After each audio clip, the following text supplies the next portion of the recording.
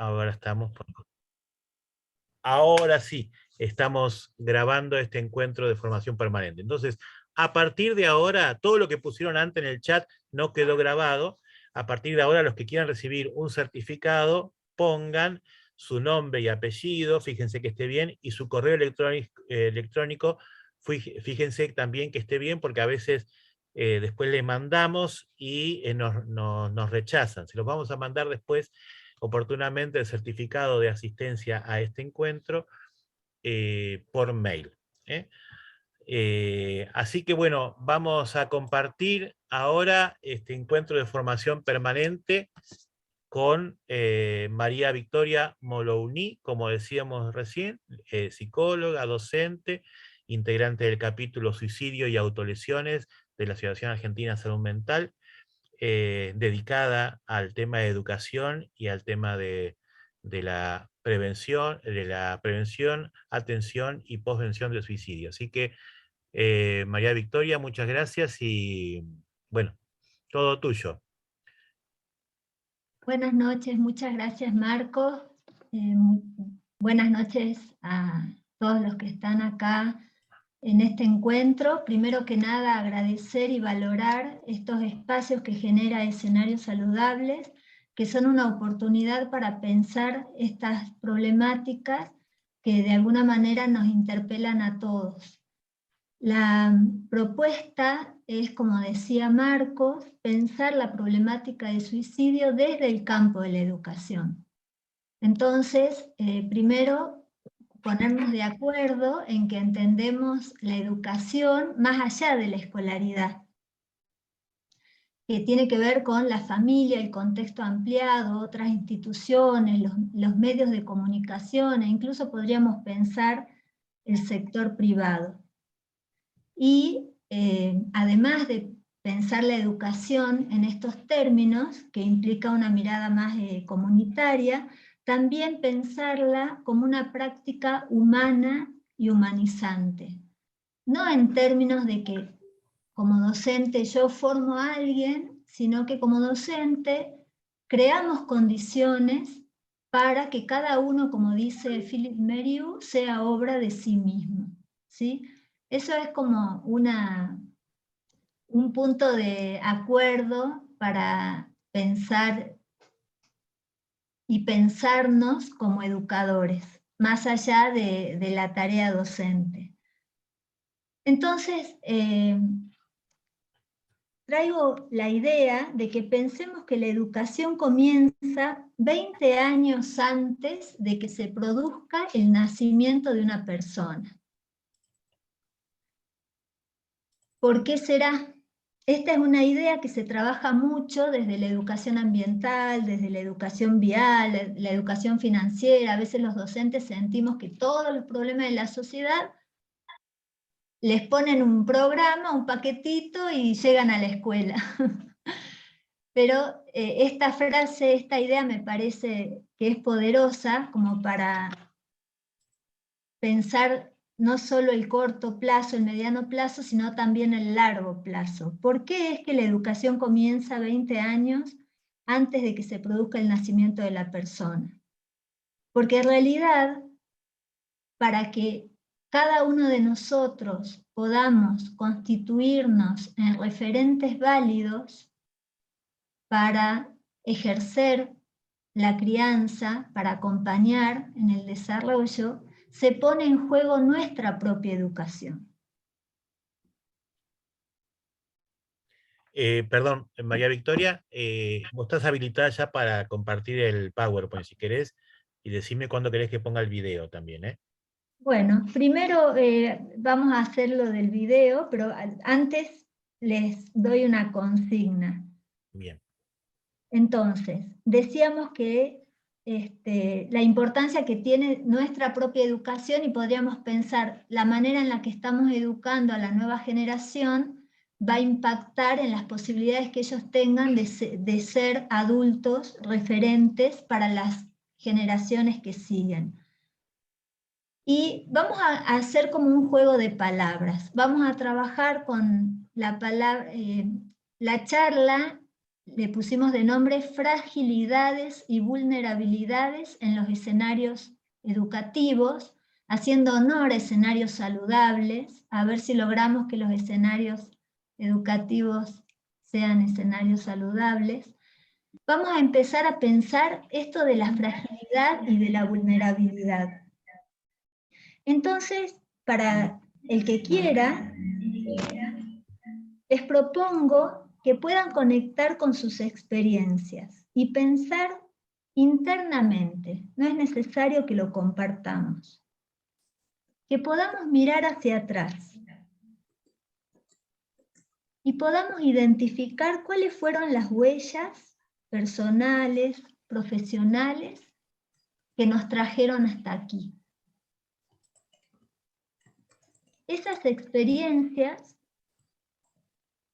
que consideramos valiosas porque delinearon recorridos posibles.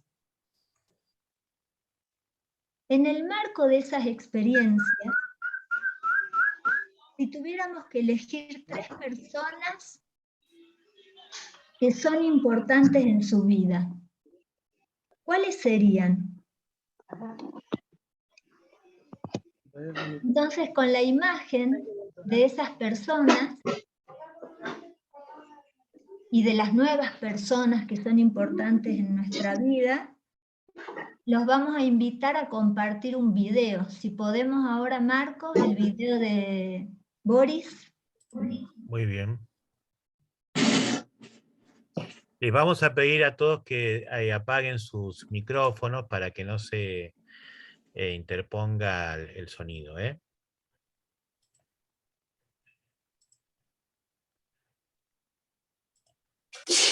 Y ahí todavía hay alguno que está estornudando. Díganme si se ve bien y si se escucha bien, ¿eh? Se ve bien. Se escucha bien.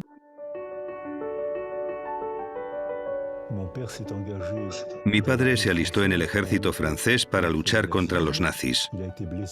Resultó herido y fue arrestado en la cama del hospital por la policía del país por el que luchaba y desapareció en Auschwitz. Mi madre y gran parte de mi familia también desaparecieron en Auschwitz. Yo fui detenido por la Gestapo, la policía francesa asociada al ejército alemán, cuando tenía 6 años y medio. Conseguí librarme de unas condiciones surrealistas. Una vez liberado, cuando contaba lo que había vivido durante la guerra, la gente se partía de risa. ¿Lo has oído bien? La gente se reía porque les parecía increíble. Y es que lo era. Luego, en 1982 u 83, escribí mi primer libro. Me invitaron a la televisión francesa en Burdeos, donde me habían arrestado, y alguien llamó por teléfono a un periodista y dijo: ¿ese no es el pequeño Boris al que ayudé a escapar? Y dejó su número de teléfono y su dirección. Llamé a un taxi y fui a ver a esta mujer, que era enfermera de la Cruz Roja. Yo tenía 6 años cuando me escapé. No podía irme muy lejos. Me hizo señas para que me escondiera bajo el cuerpo de una señora moribunda y el coche se marchó. De 1.700 personas arrestadas, hubo 2 supervivientes, esta señora y yo, que me había escondido debajo de ella. Ahora tengo relación de amistad con ellos y con sus hijos, y les contamos esta historia sonriendo. ¿Y cómo ha influido en su carrera profesional? Cuando hemos vivido una tragedia, estamos a la defensiva. Necesitamos defendernos. Y cuando retomamos nuestra vida y sufrimos menos, muy a menudo, a la gente le nace un deseo altruista. Tienen ganas de ayudar a otros porque saben lo que es el sufrimiento. Muchos psicólogos se hacen altruistas porque han tenido un problema, un sufrimiento en la infancia que les lleva a... les interesa el mundo de los otros. Cuando trabajé en el Congo con los niños soldado, cuando les preguntaba qué querían ser de mayores, casi todos me contestaban que querían ser periodistas o médicos. ¿Por qué periodistas? Porque tengo que contar esto. Tengo que dar testimonio de lo que ocurre cuando un niño se transforma en soldado. ¿Y por qué médicos? Porque sé lo que es el dolor y quiero aprender a proteger a otros niños del dolor. El altruismo es un mecanismo de legítima defensa para combatir el dolor. Muchos médicos, psicólogos, asistentes sociales conocen este proceso que es bueno, es moral, porque invita a entender, a compartir con alguien lo que hemos entendido. Pero hay que tener cuidado con este mecanismo.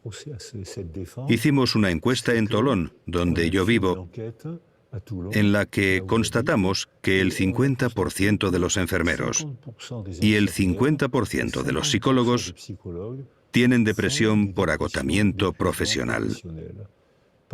Porque cuando te centras demasiado en el otro, acabas por descuidarte tú. Por eso, a mis estudiantes les digo, ¿queréis ser médicos y psicólogos? ¡Bravo! Pero ¿qué más vais a hacer? ¿Cómo que qué más?, preguntan. Claro, si eres psicólogo, apúntate a un coro y aprende a cantar o a un equipo de fútbol. Haz algo más para preservarte tú, porque tú eres una persona también. No debes sacrificarte por otro. Ayudas a los demás porque es tu vocación, es una formación, y está muy bien que ayudes a otros. Pero tú también eres una persona, y si te despersonalizas caerás en depresión y no le serás útil a los demás. Cuando habla de altruismo, entiendo que habla también de empatía. ¿Hay diferencia entre el altruismo y la empatía? Efectivamente. La empatía es la capacidad de descentralizarse uno mismo para representar el mundo de otro. Los niños privados de afecto y los niños aislados sensorialmente, si no tienen a nadie, no pueden aprender empatía. No hay altruismo porque no hay empatía, debido a la carencia afectiva precoz, muy precoz. Hay una pedagogía de la empatía. Si creamos un entorno seguro para el niño, aprenderá a descubrir al otro. Pero solo puede ocurrir si se siente seguro. Entonces se interesará por el otro e iniciará un proceso de altruismo. Como me contaban los niños soldado, como sé lo que es el dolor y sé lo que hay que hacer, voy a ser altruista. Es un camino sistémico. Es un sistema, no una causa que explica un efecto. Es todo un sistema que evoluciona y está constantemente sometido a las presiones del entorno. Así desarrollamos la empatía y aprendemos el placer de descubrir el mundo mental de los demás, otras religiones, otras culturas, y ver que son interesantes. Pero esto obliga a viajar, a leer, a conocer. Es apasionante y agotador.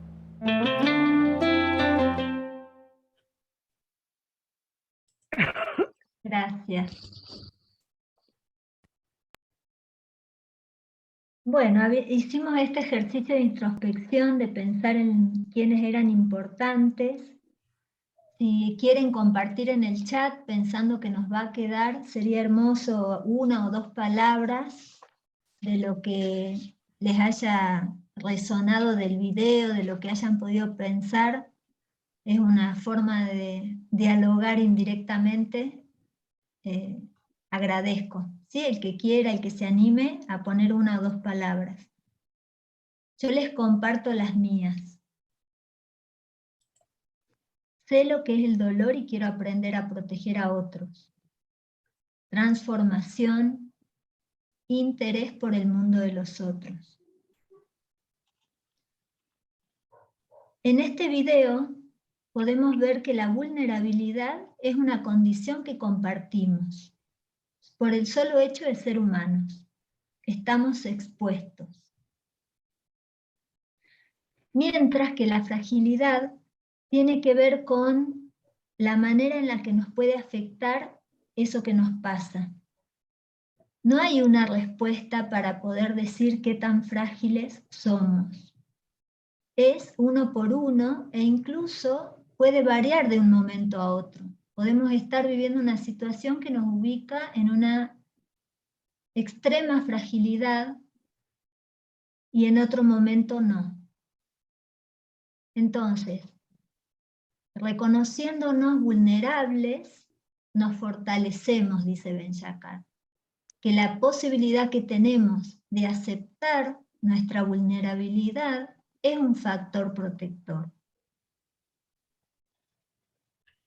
Todo el tiempo estamos expuestos, ¿no?, a esta vulnerabilidad. Los docentes, cada vez que entran a la escuela, los directores, con cada situación, cada dilema, las familias, con la forma en la que nos devuelven la mirada de nuestros hijos, de nuestros nietos, los docentes en el aula, cuando se generan desencuentros en lugar de encuentros, los estudiantes están expuestos, ellos lo dicen, al buen o mal humor de los docentes, por ejemplo.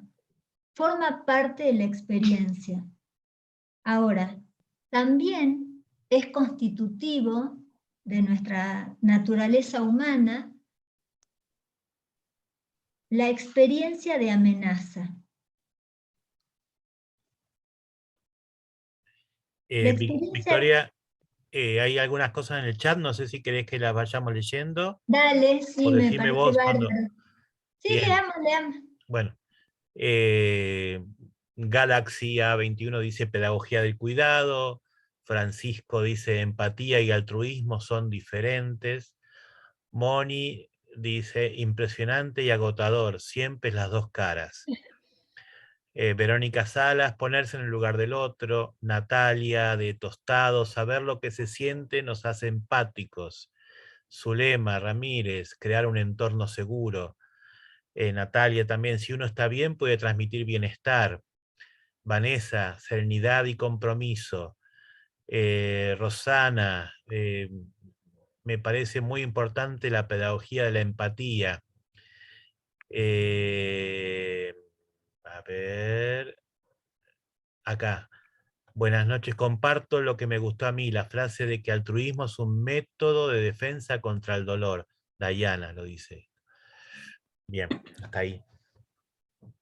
Genial, muchísimas gracias. Realmente cómo la mirada de cada uno va sumando. Vamos a hablar de esto de las miradas y de la importancia de sumar. Gracias, Marcos, por la ayuda y especialmente a todos los que van aportando. Yo voy conversando con total también tranquilidad. El que necesite activa el micrófono o hace un comentario en el chat, así vamos avanzando juntos.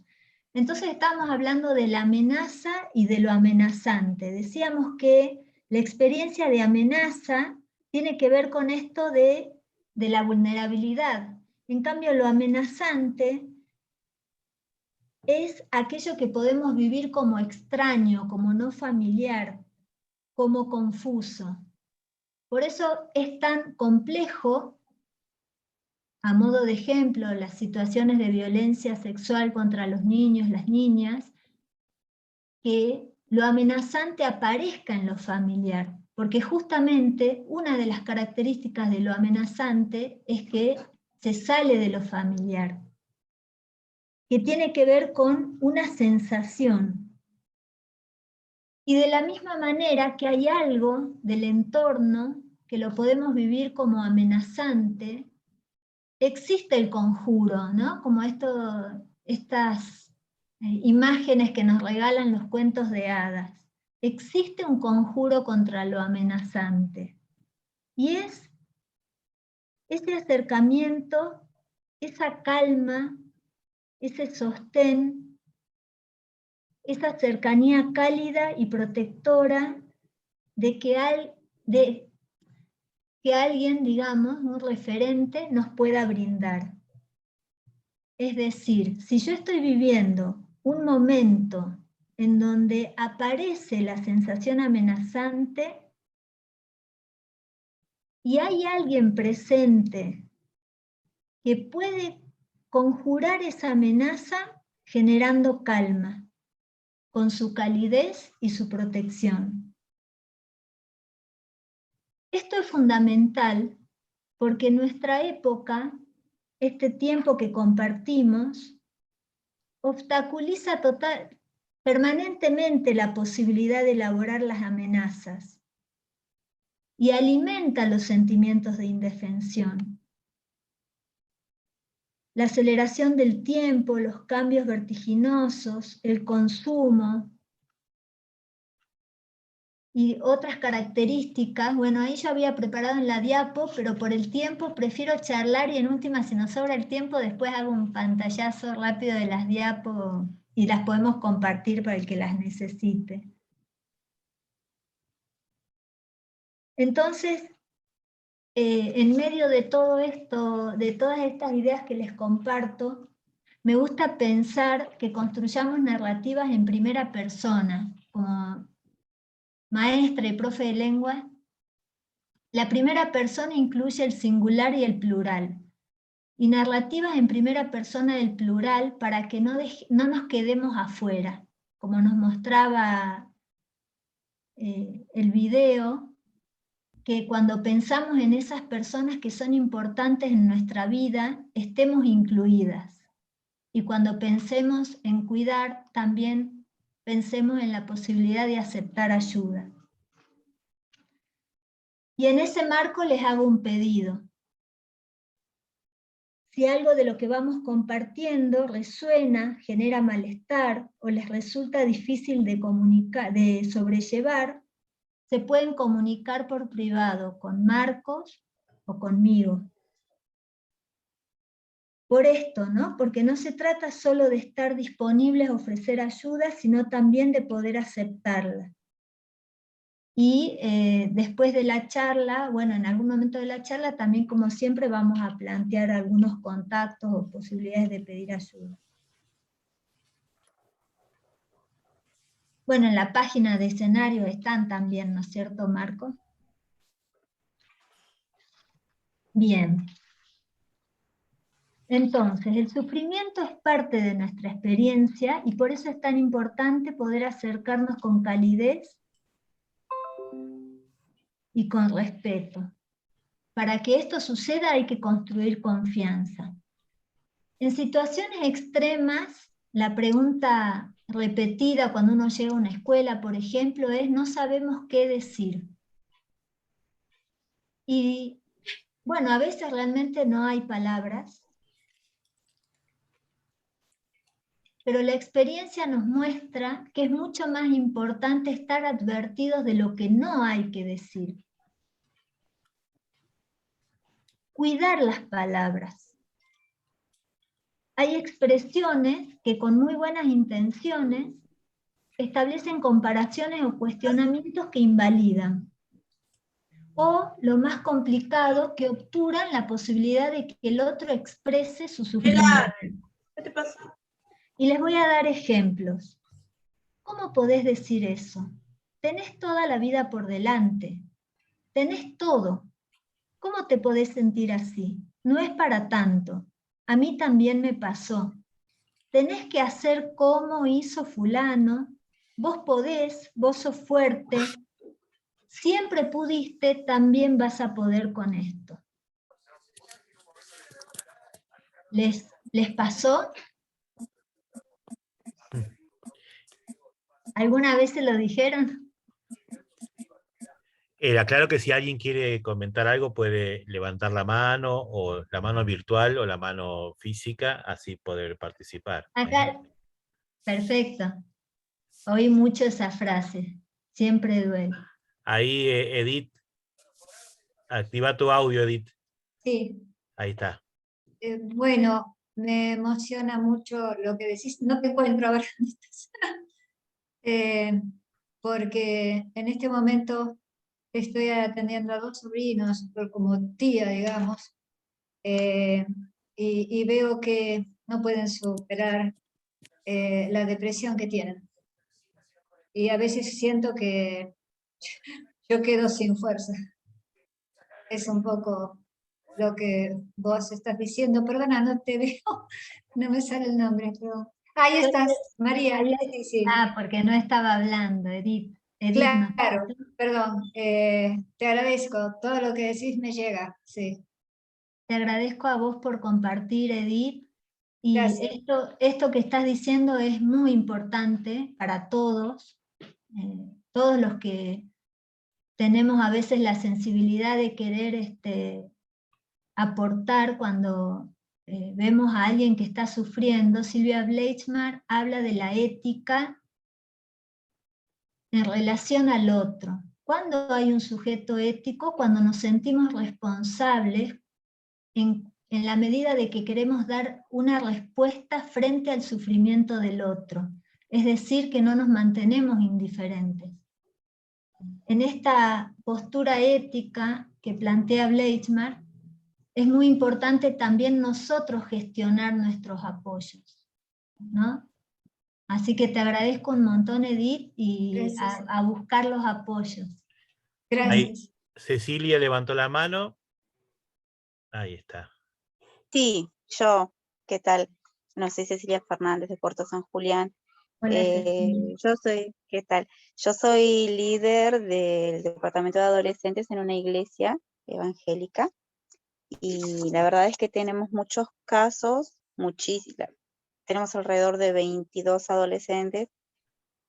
Parte de ellos son contenedores y el resto son los que se hacen las autolesiones, que tienen ideas de suicidio constantemente, depresión. Y yo lo que les trato de hacer entender es que hay que tener empatía, no simpatía, no es ir y decir te entiendo, te comprendo, como decías vos recién, vos podés salir de esta, sino tener empatía, no tratar de caer simpático, sino al contrario, estar en sus pies, en sus zapatos, y si es posible, caminar un poquito los pasos que ellos hacen para poder entenderlos, ¿no?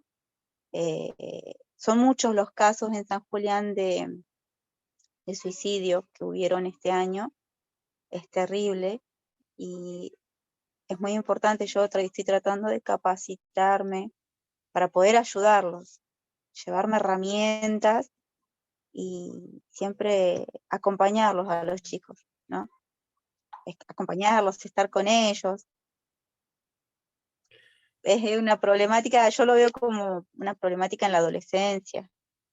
En realidad abarca toda la sociedad, pero... Vamos a avanzar un poquito sobre eso. Muchas gracias, Cecilia. Espero que cuando termine sientas que algo te lleva y seguramente vos también me vas a ayudar a enriquecerme. Ya me estás haciendo pensar. Gracias. Aquí te leo algunas cosas que pasaron en el chat. Sí, por favor. Oí muchas de esas frases, siempre duelen.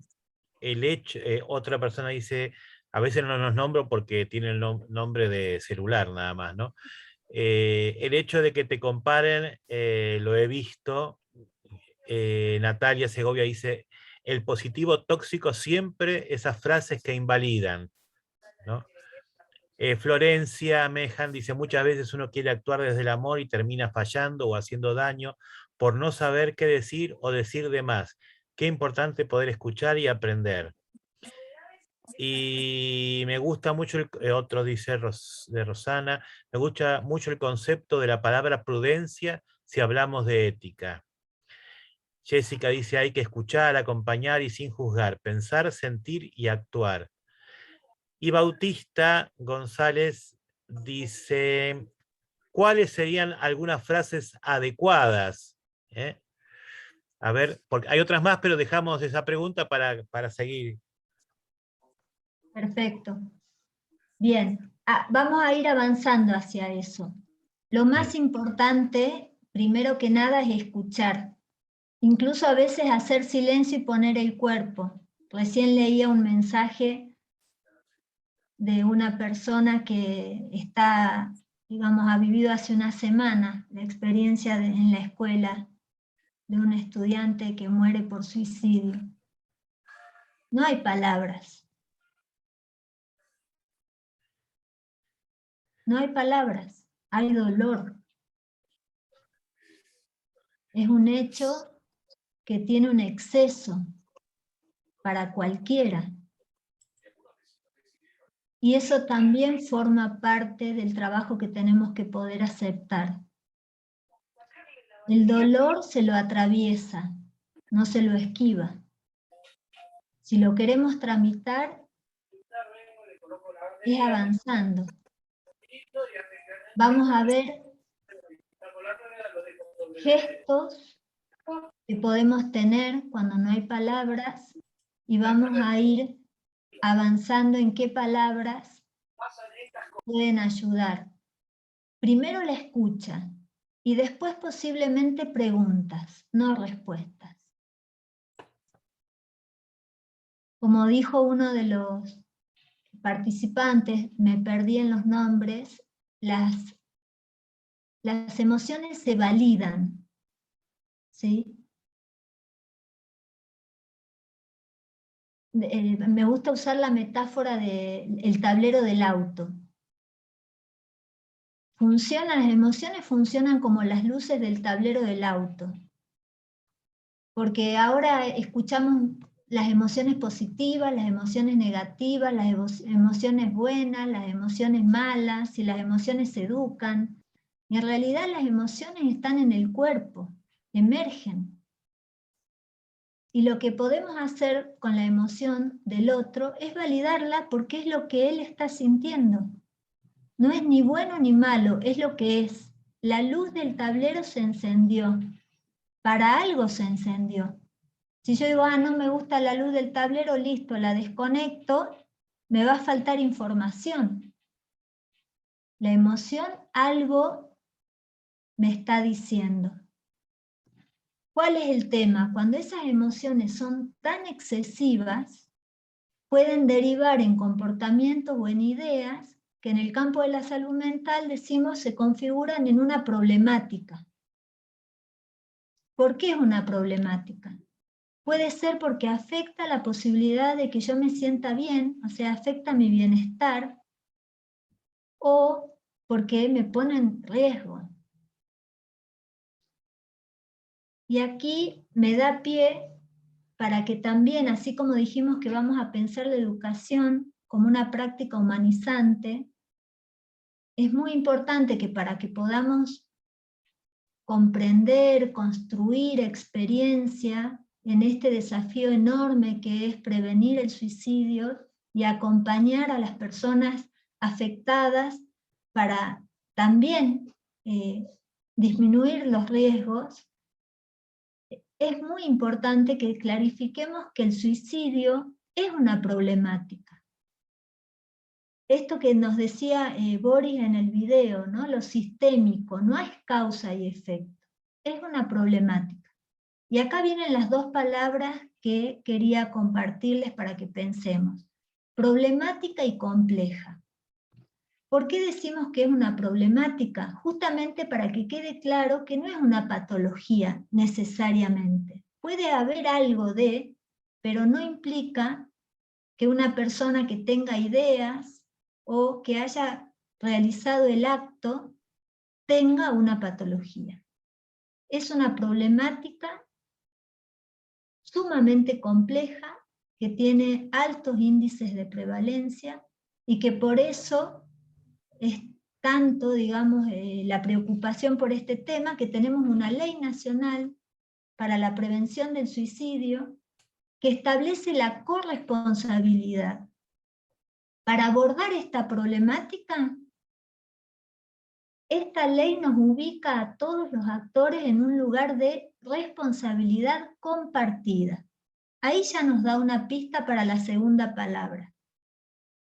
Problemática era la primera, para tener clarísimo que no es una patología, vamos a trabajar rápidamente algunas ideas falsas que estigmatizan al entorno, a las personas que han tenido intentos, porque además, cuando lo pensamos en términos de problemáticas, algo que dice la doctora Diana Altavilla, me parece valioso traerlo, es que nadie está libre de que en algún momento le suceda algo que pueda estar en riesgo. Ninguno de nosotros estamos exentos. Por eso es tan importante que podamos advertir las condiciones hostiles o las condiciones amorosas para protegernos o para quedar como más desvalidos. Ni hablar cuando nos referimos a niños, niñas, adolescentes y la responsabilidad que tenemos como adultos. Entonces, María Victoria, hay en el chat un caso concreto que están respondiendo que me parece es un buen disparador, ¿no es cierto? perfecto. Dice Fátima, hace 2 semanas se quitó la vida el novio de mi amiga. No había indicios de nada y fue muy duro. Mi amiga todos los días postea sobre él. A mí me cuesta comunicarme con ella porque no sé qué decir. Quiero ir a verla, pero tengo miedo de quebrarme y no ayudarla. Después ahí alguien le responde que debe ser difícil acercarse y hablar con ella. Creo que sería recomendable que vaya a un psicólogo o lograr que pueda seguir adelante antes de que siga quebrándose por el sufrimiento. No sé si la solución por el hecho, no sé si sea la solución por el hecho de que no estoy en los zapatos de ella, dice alguien. Bien. En estos casos, por ejemplo, uno puede buscar ayuda, que hay un montón, está Escenarios, está el capítulo de la Asociación Argentina de Salud Mental, hay distintos lugares que ofrecen orientación de manera gratuita. Entonces la persona, en este caso el amigo o la amiga, que ve en riesgo a un ser querido, a un amigo, puede ser como intermediario. O sea, vamos a imaginar que soy yo la que fui afectada por un suicidio y yo no acepto ayuda. Y Marcos ve que yo no estoy aceptando ayuda, que me estoy aislando, y Marcos me quiere ayudar pero no sabe cómo. Bueno, Marcos puede buscar ayuda, que lo orienten a Marcos, que lo contengan a él, que lo sostengan, para que él pueda ir acercándome a mis recursos. ¿Se entiende? Igual quisiera agregar algo, Victoria, porque Sí. ella dice que no quiere acercarse porque tiene miedo de quebrarse y no ayudarla. En realidad, me parece, esto es una opinión mía, ¿no? Ella está sufriendo, acercarse a ella, a su amiga que está sufriendo, aunque con el riesgo de quebrarse, no necesariamente porque se quiebre no la está ayudando. A veces llorar con el otro es un gran alivio, ¿no es cierto? Saber que estamos compartiendo un dolor. Eso, el miedo no siempre es el mejor compañero o consejero. Eh, el- Aprovecho esto. Sí, perdón, Marcos, termina. no. Digo, me parece que sufrir, y si a eso le sumamos la soledad, estamos haciendo sin querer más grande el sufrimiento, ¿no es cierto?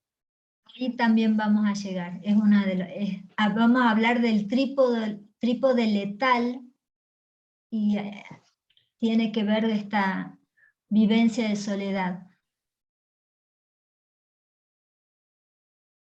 Me imagino una situación.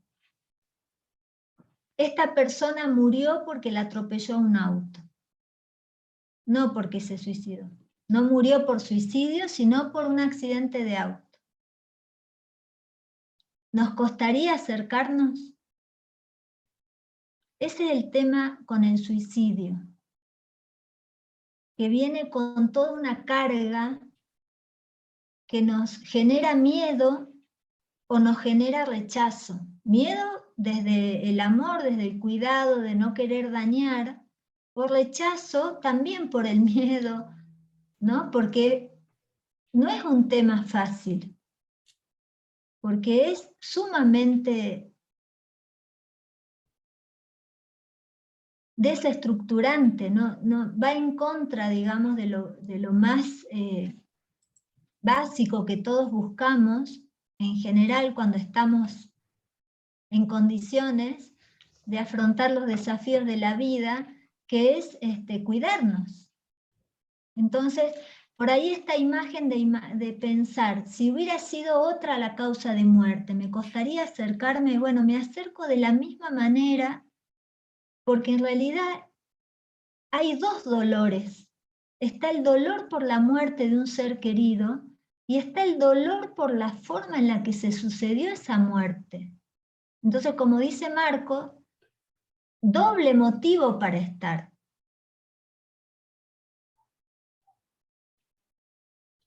Pero está muy bien ser cauto.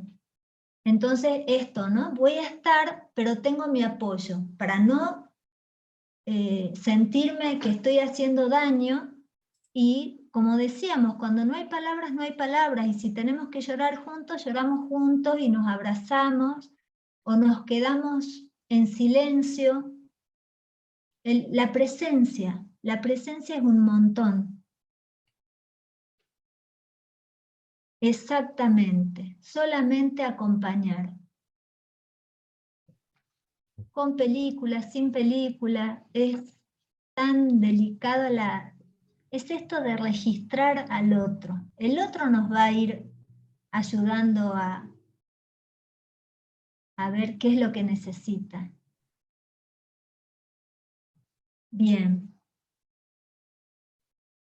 Bien. Buenísimo lo que traen porque nos ayudan a pensar a todos. Entonces estamos hablando de las problemáticas complejas y lo complejo viene a romper también esta idea que escuchamos muchas veces. Se suicidó porque se peleó con la novia, porque en la escuela pasaba tal cosa, porque, o sea, una problemática que es extremadamente compleja la reducimos a un hecho. Para que suceda esto, hay múltiples dimensiones que se ponen en juego. Complejo no quiere decir complicado. Complejo quiere decir que está formado por diferentes elementos que están en interrelación. Entonces, también aportando a pensar esto de la complejidad, está en juego lo psicológico, lo social, pueden aparecer. Me perdí, esperen que estoy guiándome para no irme para... me había olvidado de decir cuando la mencioné a la doctora Altavilla que ella es consultora de la Organización Panamericana de la Salud en estos temas. Y cuando plantea que el suicidio es una problemática compleja, especifica que tiene que ver con factores sociales, psicológicos, biológicos, culturales, ambientales. Y cuando esto sucede, la vida cotidiana deja de ser eso esperable. Y lo que ocurre no lo podemos incluir en nuestro circuito mental. Es algo que es inaprehensible, que tiene que ver un poco con lo que están viviendo algunas personas que están en esta charla. Entonces, es importante no reducir esta problemática a un aspecto. Consumo, un aspecto, tiene problemas en la casa, un aspecto. Ahí ya estamos dejando de usar lente multifocal. Hay algo de la realidad que no estamos viendo. El suicidio es un acto, dice la Organización Mundial de la Salud, es el acto deliberado de quitarse la vida. Ahora, este acto no es un acto aislado, es un elemento más de una serie. ¿Qué quiere decir esto? Que se va dando un proceso, que antes de que aparezca este acto, pasaron otras cosas. Y todo eso anterior es nuestra gran oportunidad para intervenir y prevenir. Que tiene que ver, por ejemplo, con las ideas suicidas, o con pensar un plan, o con gestionar u obtener los medios para concretar el plan. Cuando llega el acto, es porque ya el sujeto está en una extrema soledad y desvalimiento. Entonces, podríamos pensar, tenemos como dos vías. Estamos acá para que cuando esta persona se encuentre teniendo una vivencia que lo pone en riesgo, pueda expresarlas, pueda compartirlas, pueda volcarlas hacia afuera de manera que sea posible avanzar. Porque los dilemas van a seguir presentándose. Se trata de encontrar con quién afrontarlos de una manera más constructiva y creativa. Porque si la vivencia de soledad, de desamparo, de desvalimiento invade, y no hay cómo procesarlo, entonces se sufren extravíos, detenciones, retraimiento.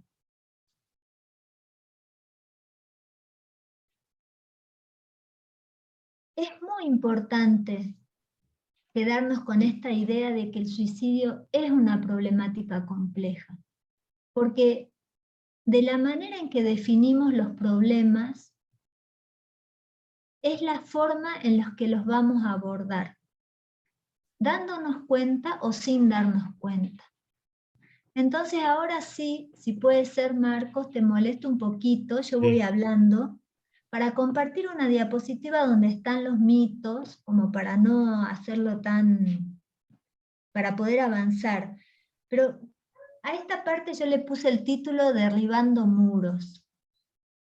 Creamos murallas.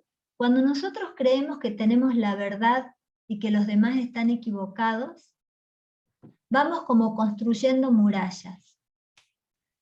Y vieron como en la época medieval que estaban los castillos amurallados y había un puente para decidir quién entraba y quién no.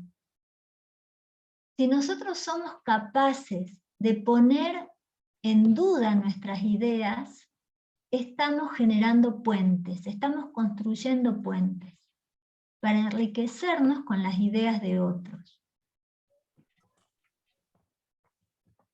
Ahí podés Mafia, compartir si querés, Victoria. bueno, vamos a ver si me sale.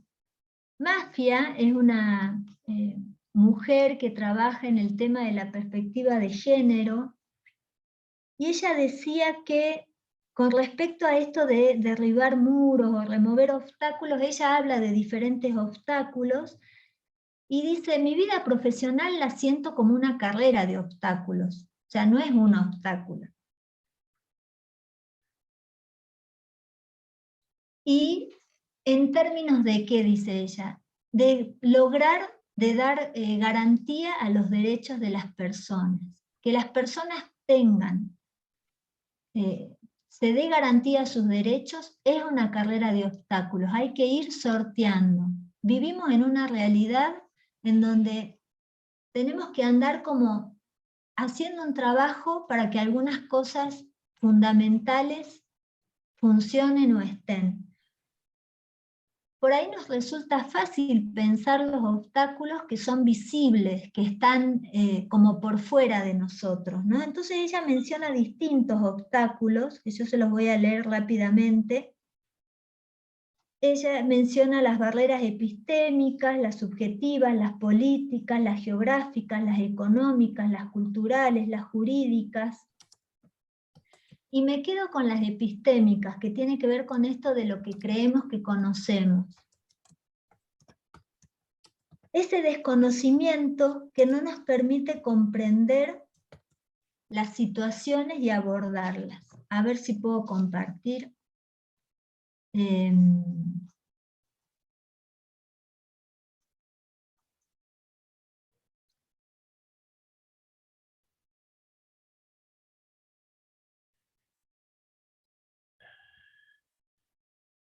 ¿Es un PowerPoint?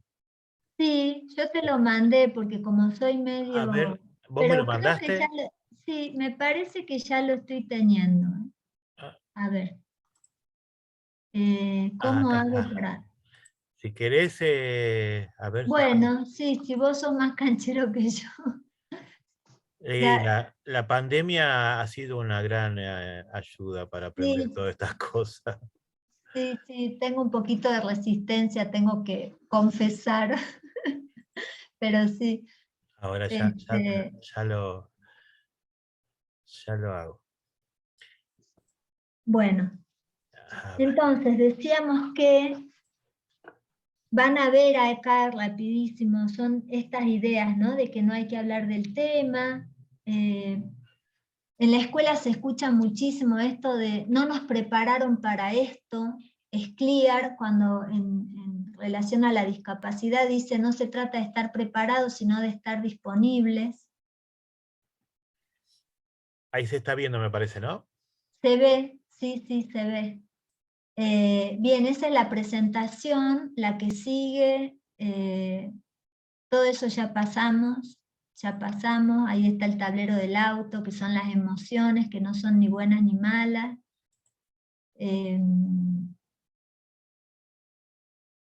El sufrimiento, dos más creo que es, la que sigue. Muros a derribar. Ahí está. Bien. Entonces, esta idea de que hay que estar preparado o hay que ser psicólogo, en realidad hay que estar disponibles con nuestra humanidad, ¿no? Que no hay que hablar del tema. En realidad es verdad que no hay que hablar del tema de cualquier manera. Hay que hablar con responsabilidad, pero es necesario hablar. Yo cuento la experiencia de que donde vivo, el Día Mundial para la Prevención del Suicidio, venimos hace muchos años haciendo un montón de actividades y el año pasado, ese fin de semana, no hubo ningún intento de suicidio, cosa que es inusual porque el fin de semana es cuando más casos aparecen. Ese fin de semana que veníamos de muchos días de trabajar con los medios, en la calle, eran un montón de organizaciones haciendo campaña para la prevención del suicidio, no hubo intentos. Y los llamados de pedido de ayuda aumentaron más del doble. Entonces, hablar del tema es muy importante, pero hay que saber cómo. Y tampoco alcanza solamente quedarnos con eso, sobre todo en el ámbito educativo vamos a avanzar un poquito con eso. También esto de no minimizar, quiere llamar la atención, ¿no?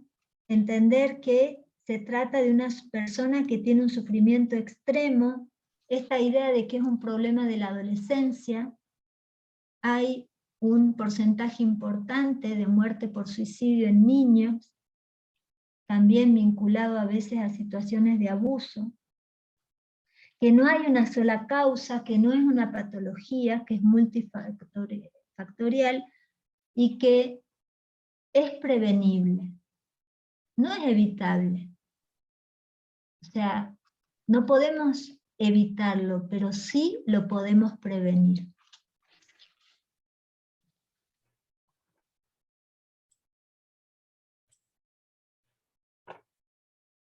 Una problemática compleja requiere de un abordaje integral. Si querés, Marcos, sacala la diapo, porque me gusta mucho mirar a la gente y me molesta, y en última después avanzamos. Al final hay un mapita que es interesante para la gente que trabaja en las escuelas. No sé si hasta acá hay algún comentario. Bueno, ha habido distintas, más que comentarios, testimonios también, ¿no? A ver, acá María Paz, desde Bariloche, nos dice, en la psicología social hablamos de que todo es complejo, que todo es multicausal, también sobre factores de producción, factores de riesgo. Y después Ofelia nos dice, bueno, buenas noches, tengo un alumno que me preocupa, escribe sobre el suicidio, creo que su mamá se suicidó hace unos años, no me animé nunca a preguntarle, él me dijo que no le interesa alimentarse saludablemente porque no quiere llegar a viejo, quiere morirse antes, para no llegar mal a la vejez, que quisiera tener su estrella amarilla. Estrella amarilla entiendo que es la que ponen cuando alguien muere en un accidente, ¿no es cierto? Me parece así. Escribe hermosos poemas, me los muestra. Hace unos días escribió que le faltaría valor para hacerlo, pero muchas veces siente la necesidad. Creo que no tiene resistencia a la frustración cuando algo no le sale como él esperaba. Eso es lo que nos dice Ofelia. Y Celeste dice, un primo con el cual no soy tan cercana intentó suicidarse 2 veces. Hace media semana lo internaron en el psiquiátrico por emergencia, ya que consumió antidepresivos y convulsionó. Los familiares que tanto se reían por su orientación o forma de vestir, básicamente ahora tratan de consolar a la familia y ser respetuosos con el tema. Minimizaron todos sus dolores y acoso recibido. Ahora llorar, ¿qué hacer con una familia así? Nos ahogamos miran riendo. Sí, no entendí bien, pero bien.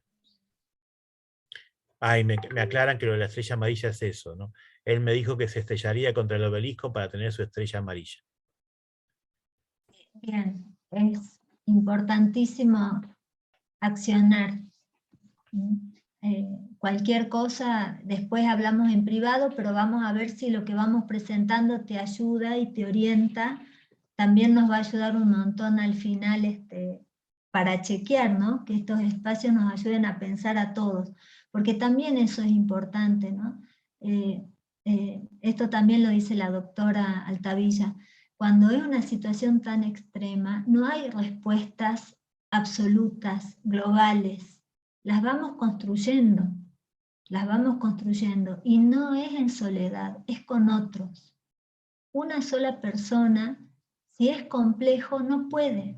Si es integral, es porque así como ese problema está compuesto por distintas piezas, podríamos imaginar, la solución también la vamos a tener que armar como si fuera un rompecabezas, y la solución es en términos de diseñar contexto. No es la solución de que vamos a hacer una cosa, sino que vamos a crear un contexto que permita transitar ese dolor y crear otras condiciones para vitalizar. Acá Eve Luz Gorosito dice, muchas veces mis alumnos me dijeron que se quieren suicidar o que lo intentaron. No supe qué decir y solo los escuché. Acá quería traer un recuerdo, sos una voluntaria nuestra que fue formadora de docentes durante muchísimos años. Siempre decía esto, lo repito porque ella tenía autoridad para decirlo, los docentes creemos que siempre tenemos que saber qué decir, tenemos que decir algo. Y no siempre tiene que ser así. O sea, las herramientas no siempre son discursivas, ¿no? La presencia, la actitud, la mirada puede ser una forma de responder, ¿no? Aunque uno no sepa qué decir, pero siempre puede hacer algo, ¿no? Exacto. Sí, sí. Y volvemos también que a veces pensamos en las respuestas más que en las preguntas, cuando en realidad es escuchar y preguntar. Escuchar y preguntar. Y también esperar. Pero es una espera activa. Pensaba en esto, ¿no? En este estudiante de la estrella azul. Estrella amarilla. De la estrella amarilla, mirá, es un equívoco, porque me gusta más pensar La en la estrella chacarera. azul, que también tiene que ver con, pero bueno, en otro contexto. La principal causa de muerte en los jóvenes son los accidentes, y la segunda son los suicidios. Y él dice, ¿no? Como que esto no me animo, y bueno, capaz que me pasa lo otro. Nos dicen, nos avisan. Cuando nos avisan tenemos que aprovechar, porque no siempre nos avisan. Entonces, justamente vamos a hablar de las omisiones de la escuela. Vamos a hablar de dos ideas. Ya yo amo la educación y la escuela para mí es el mejor lugar del mundo. Amo estar en la escuela también. Y les traje dos ideas que seguramente las habrán escuchado. La mirada la construimos. No hay una mirada neutra. Es una construcción. ¿Cómo miramos a nuestros estudiantes? Karina Kaplan propone para transformar y potenciar los escenarios educativos que tengamos en cuenta que hay que hacer visibles trayectorias y experiencias que son invisibilizadas. Y en la misma línea, aunque en otro tema, Sergio Rascobán, que trabaja con la temática de lo vocacional, él también plantea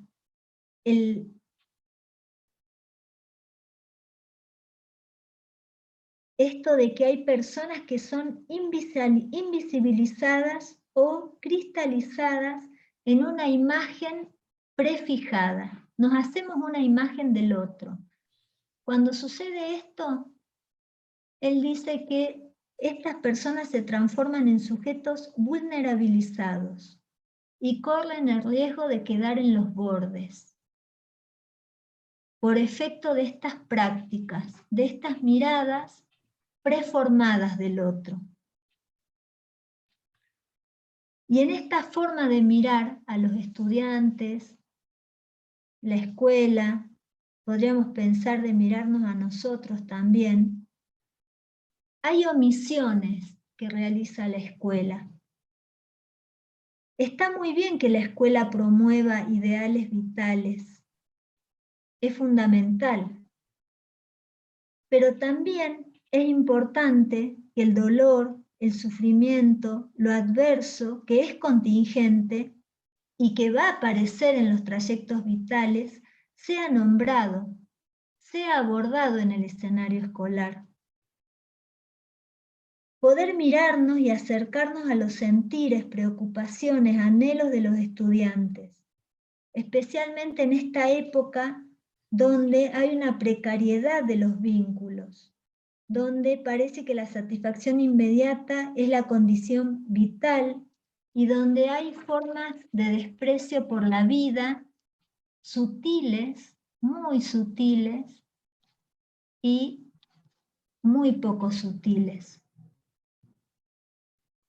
Entonces, en distintas experiencias, escucho a los adolescentes decir: la vergüenza de quedarse de curso, de perder un año, el miedo a no encajar, a no pertenecer, la soledad, ¿qué dirán? El miedo a fracasar. Dijimos que es una problemática compleja. El abordaje del suicidio nos exige estar atentos a todos estos aspectos que configuran para cada persona que sufre en extremo una vivencia de amenaza, un estado de vulnerabilidad extrema. Y acá avanzamos en distinguir que es una vivencia de incertidumbre, no es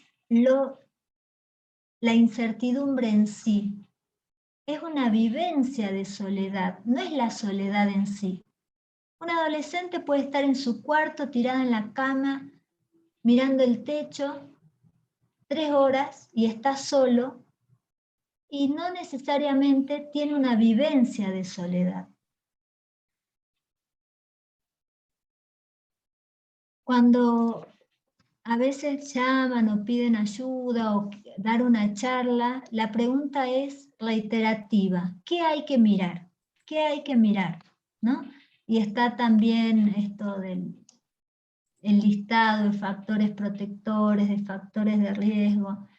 Y en realidad, esto no se puede mirar, porque es algo que está dentro del sujeto. El sujeto lo vive de esa manera. Por eso es tan importante que tengamos en cuenta que una cosa es el hecho, el evento, lo fáctico, dice Ben-Shakar, uno de los autores que tomo como referencia, y otra cosa es el conjunto de ideas, de emociones, esta configuración que se da dentro del sujeto.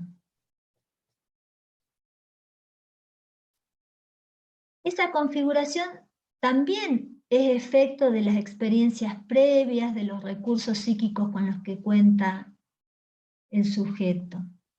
Entonces, puede haber un hecho que para un sujeto genere vivencia de incertidumbre y para otro sujeto no. Y a la vez puede suceder que haya un hecho, podemos pensar en la pandemia, lo vamos a tomar un poquito al tema,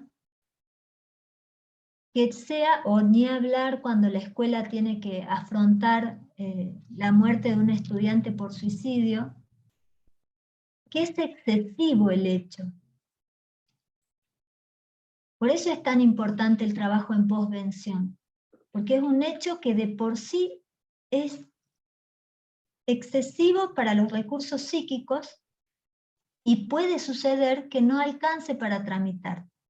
Por eso es tan importante en el trabajo de posvención advertir, primero de acompañar al conjunto, pero también de ir pudiendo hacer un seguimiento más cercano y prolongado en el tiempo de las personas que han tenido una vivencia en extremo de incertidumbre, porque no pueden metabolizar lo que ya de por sí no es metabolizable. Entonces,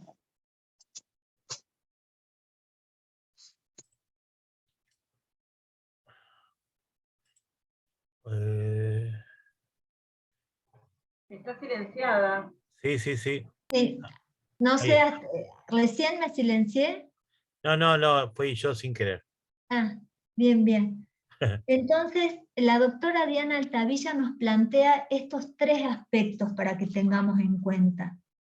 La vivencia de desesperanza, esto de sentir que no hay salida, que no hay nada por hacer, la famosa visión del túnel.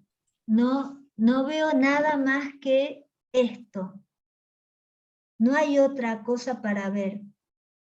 La vivencia de incertidumbre que nos hace sentir desamparados, desprotegidos, sin encontrar alguna certeza para apoyarnos. Alguna, aunque sea pequeña, que me permita entender a dónde pongo mi pie, por lo menos para mantenerme. Después veremos cómo hago el primer paso. Y la vivencia de extrema soledad, cuando uno siente que no hay nadie, o que no hay nadie en quien confiar, o que no tengo con quién contar, o que no soy importante para los otros, o que no quiero ser una molestia para los otros. Vivencia. No hablamos de la soledad, hablamos de la vivencia de soledad. Un estudiante puede estar solo en el recreo, esto pasa a veces, con su libro y la pasa bien. Y quizás no tiene afinidad con el grupo y tiene en los fines de semana su reunión de lectores y su grupo de escritura literaria y sus conciertos de música clásica, y está solo en el colegio, pero está bien, no tiene esta vivencia, ni de soledad, ni de incertidumbre, ni de desesperanza. Y por el contrario, puede suceder que alguien que no aparece de alguna manera algo que nos haga pensar o mirar más cerca, la esté atravesando esta vivencia.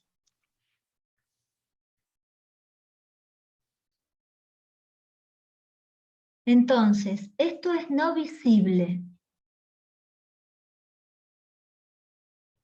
Y hay un apartamiento social que empuja a la ausencia del lazo. Se experimenta una discontinuidad muy radical. no es un deseo de no querer vivir, sino que es un deseo de no querer vivir de esa manera, no querer vivir con ese sufrimiento. Es tan enorme ese sufrimiento que no ve otra posibilidad que la muerte. No la ve, no la puede ver.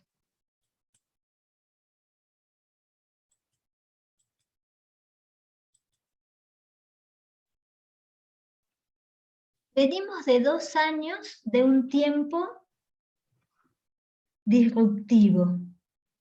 Lo disruptivo es ese hecho que impacta en el psiquismo. Ahora, lo que resulta clave, dice Ben-Shakar, es la forma en la que cada sujeto elabora lo vivido. Los entornos disruptivos son aquellos en los que los contextos vitales se dislocan. Algo cambia. Pensando en los disruptivos, Silvia Bleichmar escribía en el año 2001, después de todas las crisis, que hay 2 riesgos de las crisis. Y una es la pérdida de investimientos ligadores. Es decir, esto de desconectarme del otro, desligarme, que haya una ruptura del lazo. Y la otra, el otro componente psicológico de las crisis, y que es un peligro, es la desidentificación de los propios ideales, cuando ya no hay sentido a nada. No hay ningún ideal, ni ningún proyecto, ni ninguna posibilidad a futuro. Entonces ella decía en ese momento que son imprescindibles las invenciones. ¿Por qué? Porque se pusieron en jaque invenciones viejas y es necesario poner en juego nuevas, enseñar a generar invenciones frente a esta emergencia de la fragilidad. Entonces empezó este 2022 con la presencialidad plena. Una presencialidad plena entre comillas, porque más del 60% de los estudiantes del nivel secundario no volvieron a la escuela. Ya sabemos que de los chicos que ingresan al nivel secundario, la mitad no termina.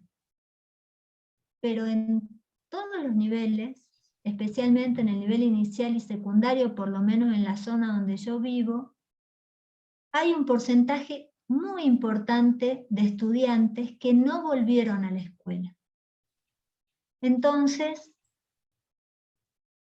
esto es un factor de riesgo y nos tiene que mover a preguntar qué invenciones podemos generar para ir a buscarlos, para acercarlos y para también entender que los que están hoy en la escuela tenemos que hacer cosas para que sigan en la escuela.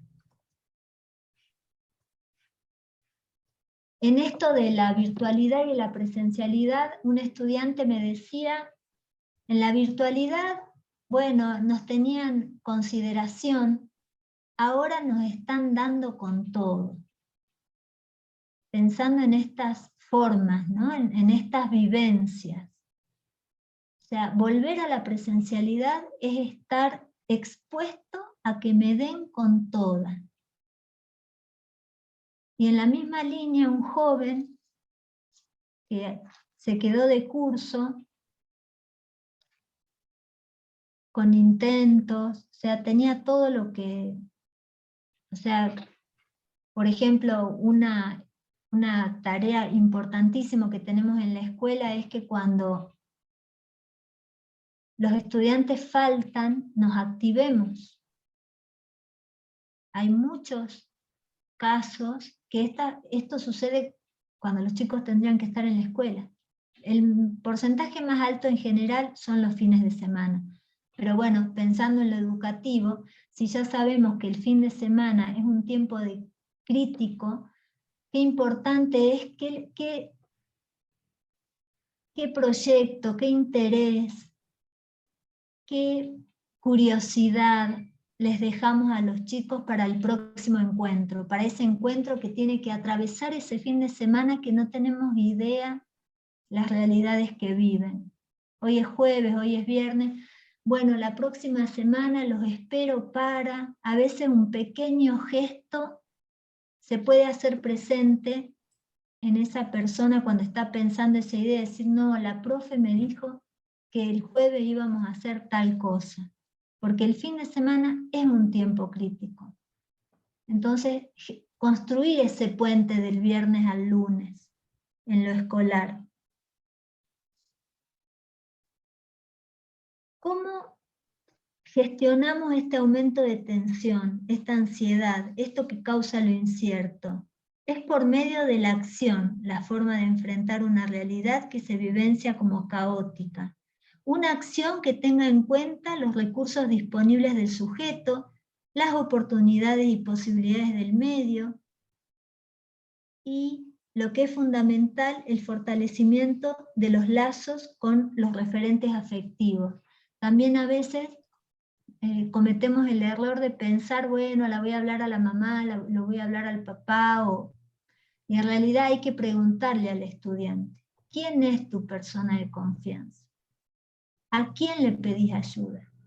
¿Con quién hablas? Trabajando en una clase en el terciario para futuros profesores de psicología, cuando yo digo esto, un estudiante me dice, profe, ¿y si no hay nadie? Si el chico te dice que no tiene nadie, yo no lo había pensado, me nació decirle, nos ofrecemos nosotros. Cuando terminó la clase me mandó un mensaje, comenzamos a llamar, y era un estudiante con ideas suicidas. No estábamos hablando de este tema, pero sí estábamos hablando de lo importante que no esperemos a que un estudiante esté mal para advertir si tiene referentes. ¿Quiénes son sus referentes?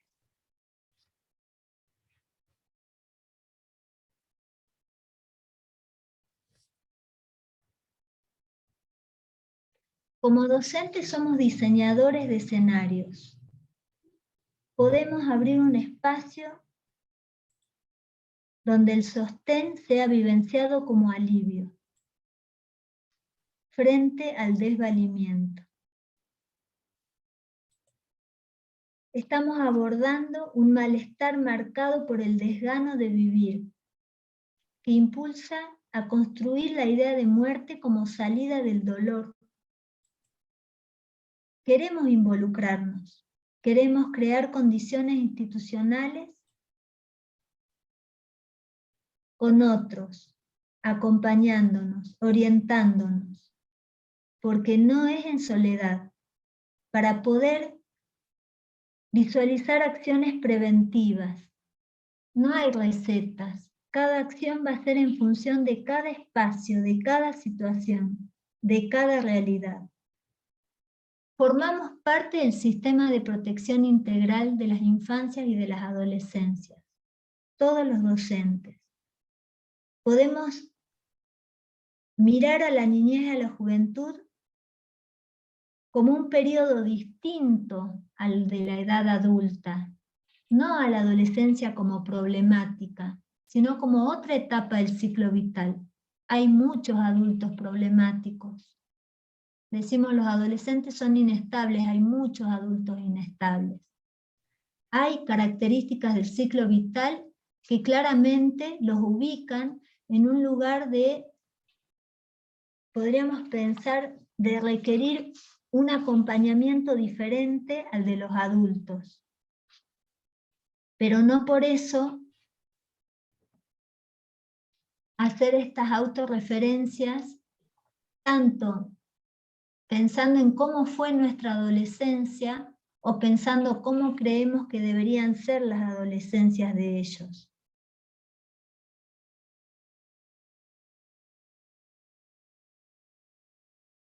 ¿Cómo hacer para construir escenarios saludables, libres de violencia, ambientes facilitadores? Entonces les propongo 3 objetivos. Orientarnos al bienestar con prácticas de cuidado, en primera persona, es decir, estar incluidos, para proteger, para disminuir riesgos. Sostener las prácticas de cuidado. Esto de sostener es un tema en la escuela, porque bueno, la vida de la escuela nos va llevando de un tema a otro, pero que es tan importante en la educación sostener la escucha, sostener la mirada, que no sea, pasó Juancito, listo, ahora viene Lucas y después viene Pedro, sino advertir que estamos juntos, que es la comunidad, construir este sentido de comunidad. Y en esto, para poder orientarnos a este bienestar y cuando hay situaciones de riesgo poder prevenir, intervenir y sostener,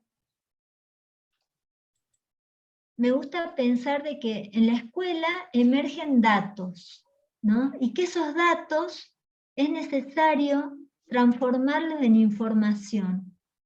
Por ejemplo, me pasaba cuando estaba en la gestión directiva que la prese dice, te venía con, hoy a Juancito no lo veo bien. Bueno, pero a ver, ¿qué es que no lo ves bien, ¿no? O sea, como armar un poco más ese dato, ese pequeño indicio, configurarlo, incluso podríamos pensar con cómo lo ve la profe que acaba de salir y algún par de confianza que podamos llamar y preguntarle, como ir construyendo esta información para llegar a un verdadero conocimiento de la situación. El dato no es conocimiento, la información no es conocimiento. Tenemos que subir la escalera un paso por vez, no a los saltos, porque si no nos precipitamos en las interpretaciones que hacemos, del dato a la información, de la información al conocimiento. Es decir, poder construir un sentido, darle coherencia a eso que observamos, advertidos de que la mirada es una construcción, para poder brindar apoyo y acompañamiento. Y como dijimos que no es solo, no es en soledad, tenemos que estar vinculados con los referentes afectivos cercanos de nuestros alumnos o de las personas que queremos acompañar, referentes comunitarios, con otros recursos que brindan ayuda, con los organismos que corresponden, por ejemplo en el caso de protección de niños, niñas y adolescentes, organizaciones de la sociedad civil, para poder pensar abordajes colectivos.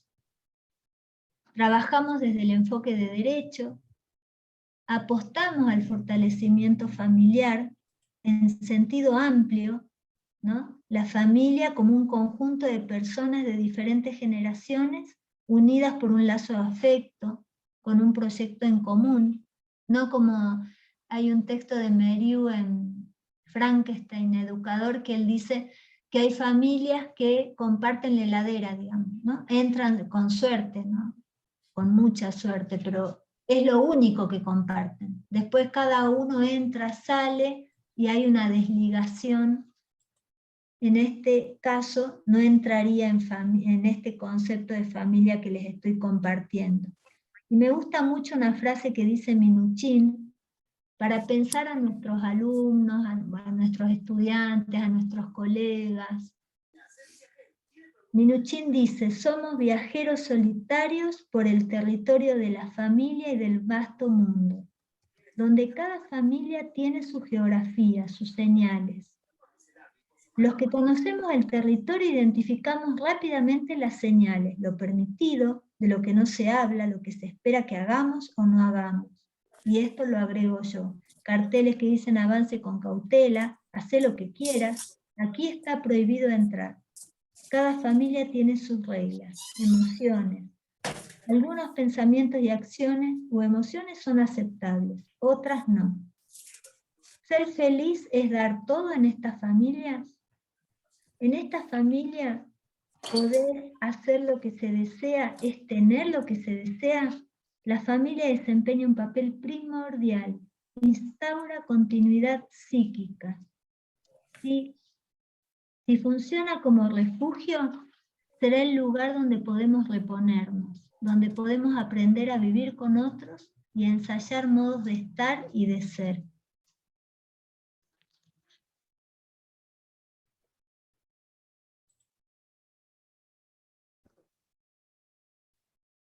¿Qué familias alojan a nuestros queridos estudiantes y qué familias armamos los adultos? Cuando termine esta charla, ¿con quién vamos a estar? ¿Qué gesto vamos a tener con esa persona? ¿No? Porque a veces nos quedamos en estos espacios y cuando vamos a nuestra vida íntima, nos olvidamos que el nosotros nos incluye. Marcos, si querés compartimos en el Power, el mapa, para las personas que trabajan en las escuelas. Hay un mapa, la resolución del Consejo Federal de Educación número 217 del año 2014, aprueba la Guía Federal de Orientaciones para la Intervención Educativa en Situaciones Complejas relacionadas con la vida escolar. Exactamente, ese es el mapa. Perfecto, mira. Entonces lo que nos dice que es muy importante las redes intersectoriales. Entonces, cada escuela tener teléfono, dirección, el nombre del referente, de manera que cada uno pueda rápidamente saber en quién se apoya. Y lo ideal es que no sea un cuadro con nombres, sino que sean nombres con caras.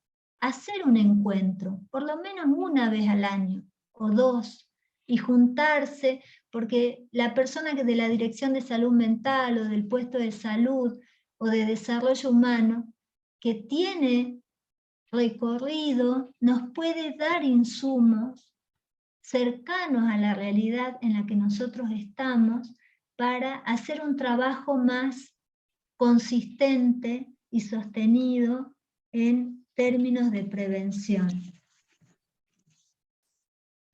Ni naturalizar ni patologizar, ni sobreproteger ni dejar librados al azar, ni el autoritarismo ni la permisividad. Crear un ambiente de cuidado. Si hay una situación de riesgo, tomar medidas de seguridad. ¿Qué quiere decir eso? No se puede quedar solo. Si yo estoy hablando con un estudiante y surge que tiene ideas suicidas, tengo que generar el espacio de contención. ¿Con quién se va a quedar? ¿Quién es tu referente? No lo puedo dejar solo. Identificar a quién va a pedir ayuda. Y no tener miedo de preguntarlo. ¿Pensaste cómo lo harías? ¿Pensaste cómo hacerlo? Si pensó cómo hacerlo, es de altísimo riesgo. ¿Por qué lo quiere hacer? Es el factor de riesgo. ¿Por qué no lo hizo? Es el factor protector. Es un punto de apoyo para empezar a construir una base de sustentación, para empezar a abrir esa oscuridad y que entren, que se abran ventanas. Yo pensaba, Escenarios Saludables diseña puertas de entrada, nos invita a estos espacios de construcción colectiva. Es el trabajo cotidiano que podemos hacer en nuestras familias, en nuestras comunidades, en nuestras escuelas. La guía la van a encontrar en internet, hay un montón de material, UNICEF también hizo una guía. Yo hice un pequeño, no sé si, pero es re tarde ya. Les comparto un pedacito. Educar no es con urgencias, si bien implica atenderlas. Educar no se trata de éxito o fracaso, de ser lo máximo o esperar lo máximo. No es menospreciar o rotular. Educar es insistencia, es dar tiempo y encontrar tiempo. Es buscar señales, ofrecer algunos mapas. Educar en modo buscador es inspirar para que en el futuro los otros sean capaces de generar sus propios mapas y trazar sus propios recorridos.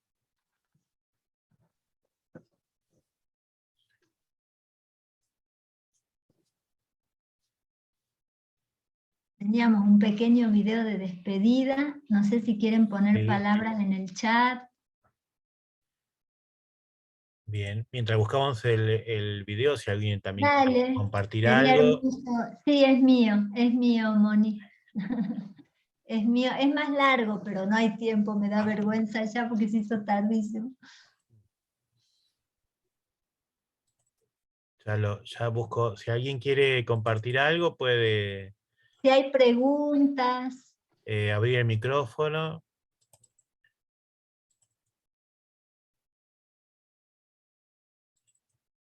Mientras yo busco para seguir hablando, hay muchas cosas, pero bueno.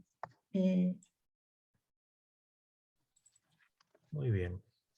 Algo que me olvidé, que lo tenía anotado y es re importante, es la primera infancia. Bueno, va de la mano con el fortalecimiento emocional, de la familia, perdón. Atender a la primera infancia, ayudarlos a reconocer que cuando algo se rompe se puede reparar, a esperar, a tolerar la frustración, que no es necesario consumir todo ya, que los hijos no gestionen la billetera de los padres, cuando tienen la dicha de que los padres tienen una billetera para gestionar. Bien. La espera. Vamos por con el... Bueno, ponemos el video. Les recuerdo a todos mientras sale el video que los que necesiten un certificado, pongan en un solo mensaje en el chat el nombre y apellido y el mail para que se lo podamos enviar. Vamos entonces a compartir el... Gracias a ustedes, gracias. Gracias también a Marco. No, gracias a vos, Victoria. Por... Una oportunidad para seguir pensando.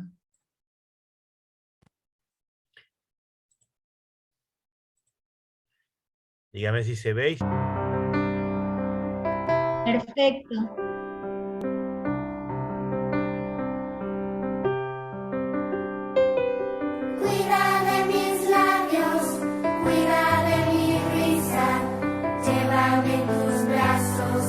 Llévame sin prisa, no maltrates nunca mi fragilidad. Pisaré la tierra que tú pisas, pisaré la tierra que tú pisas. Cuida de mis manos, cuida de mis dedos, dame la caricia que descanso en ellos. No maltrates nunca mi fragilidad. Yo seré la imagen de tu espejo. Yo seré la imagen de tu espejo. Cuida de mis sueños, cuida de mi vida, cuida a quien te quiere. Cuida a quien te cuida, no maltrates nunca mi fragilidad. Yo seré el abrazo que te alivia.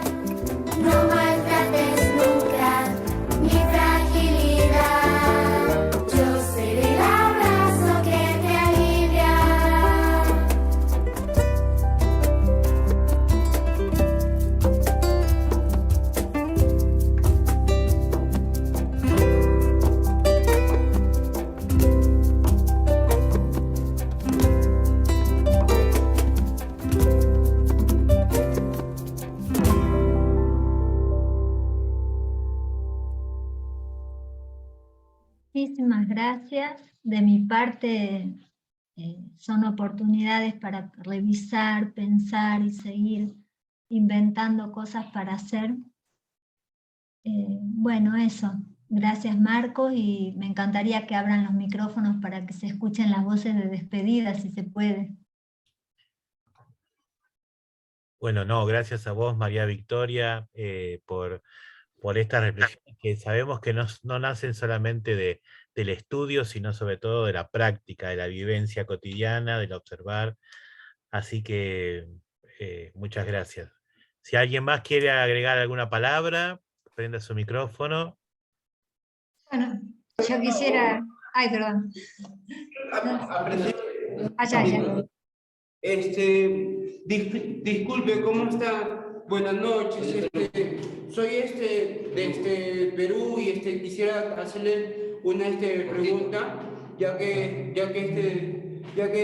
usted es una licenciada. Quería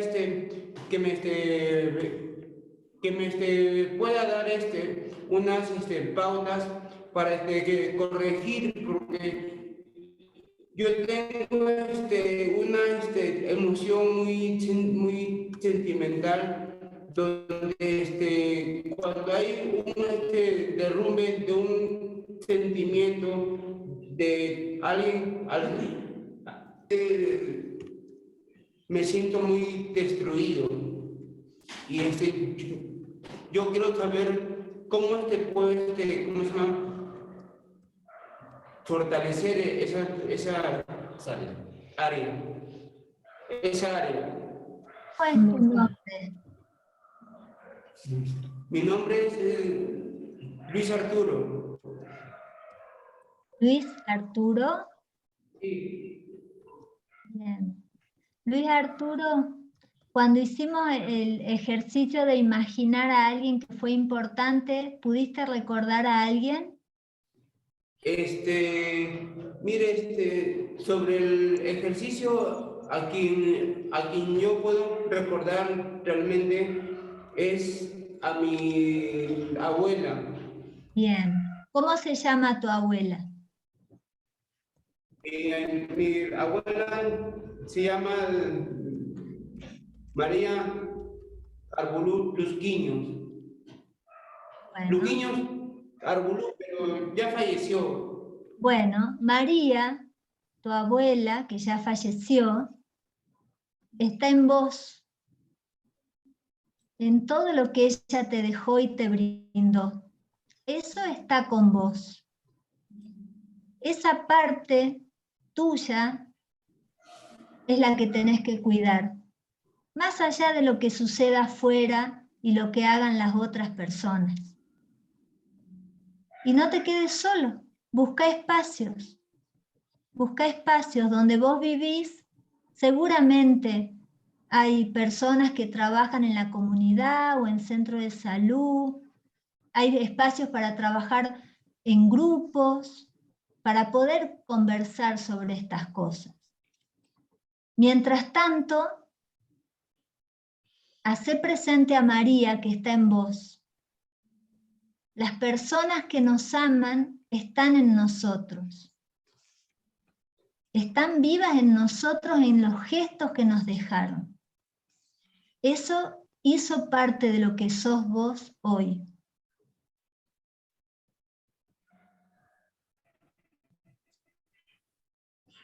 Bien. Bueno, igual...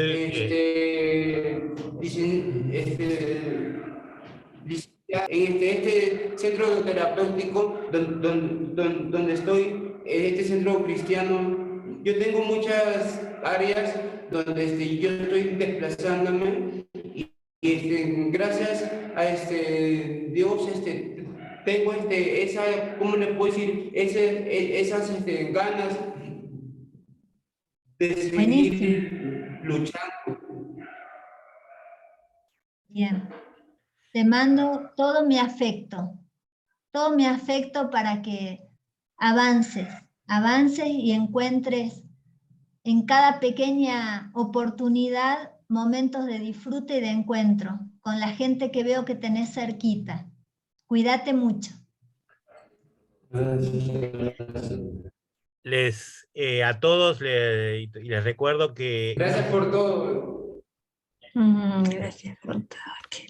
les recuerdo que la charla queda grabada en nuestra web.